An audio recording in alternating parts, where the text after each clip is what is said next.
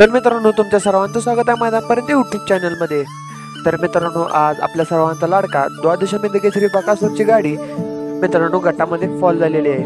तर नक्की काय घडलं? तर मित्रांनो, आज दिगंजी इथे भव्यदेव एक दुसरा एक बैल हे मैदान पार पडत आहे. तर ह्या मैदानामध्ये आपल्याला आपल्या सर्वांचा लाडका द्वादश बिंदू केसरी बकासूर पळताना दिसला.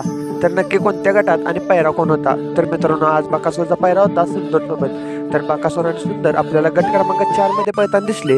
तर मित्रांनो, या गटामध्ये आपल्याला 2 गाड्या पळताना दिसल्या आणि दोन्ही गाड्या हे फॉल झाल्या. म्हणजेच मित्रांनो, पूर्ण गट क्रमांक 4 हा बाद करण्यात आला. तर नक्की काय घडलं?